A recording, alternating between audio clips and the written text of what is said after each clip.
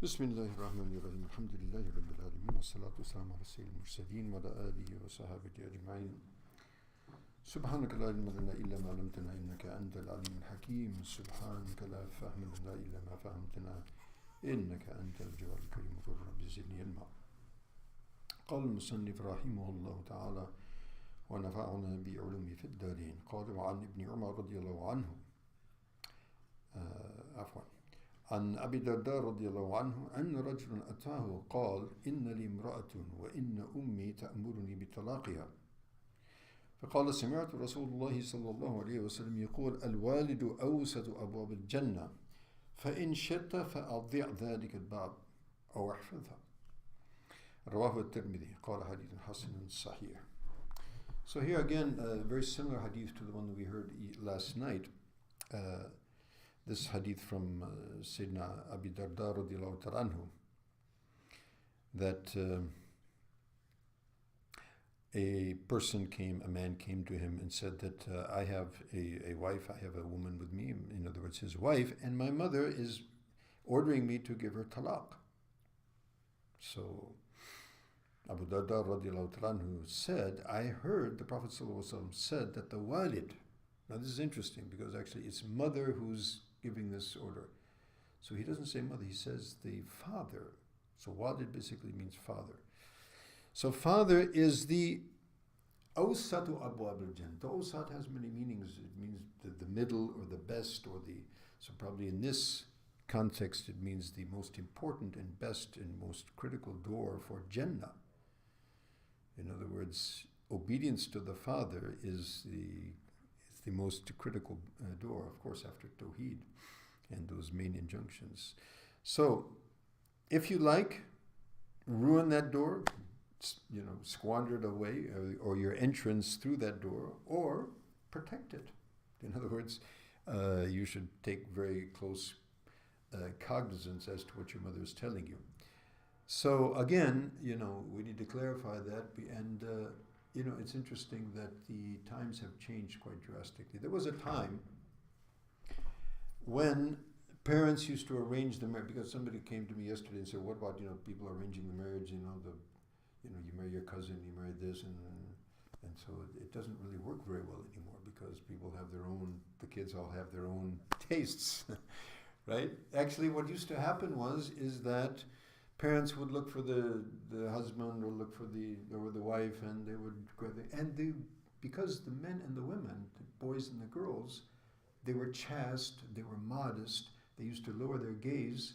So the boy, he's never even seen women before, actually. He's never even seen the beautiful girls. He's been bombarded by, day and night, by these beautiful, pictures and shekels.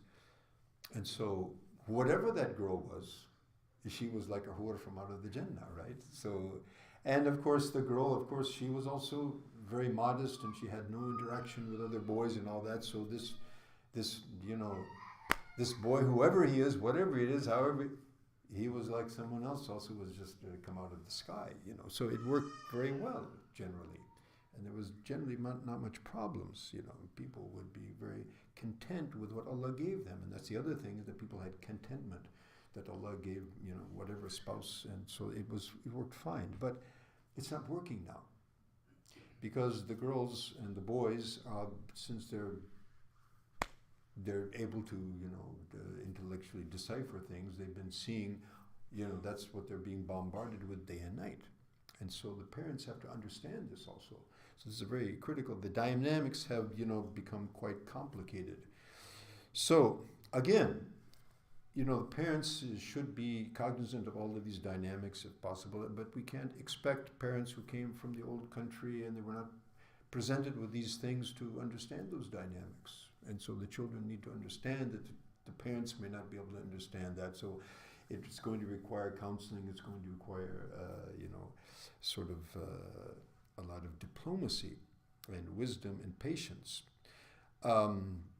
This is the big problem. More people come to me about divorce than they come about marriage. This happens. She said that he did that. Finish. It used to be that people, whatever it was, they would get along with it. There was a story of one of our mashayikh he invited one of the students, for dinner. And so he came actually, and he didn't find the sheikh. Actually, he found this old woman, sort of really treacherous type of, and she started throwing stones at him and all this. And get out of here! And so he ran away. What's he going to do? So the next day, Shaykh asked him, "Well, I invited you for lunch. What happened?" He said, "I came, but then there was this woman, and she, and so I ran away." I said, "Yeah, well, that's my wife actually."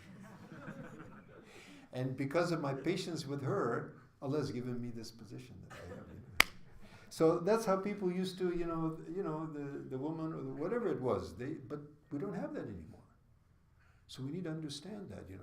The Deen of Islam is a very, it's a Deen that goes along with the fitrah of human beings. As I mentioned earlier, we remember that dars of Sayyidina Zayd radiallahu anhu, and Zainab bin Jahsh, who was from a very noble family of Quraysh, and a very beautiful woman married to Zayd, who was a former slave.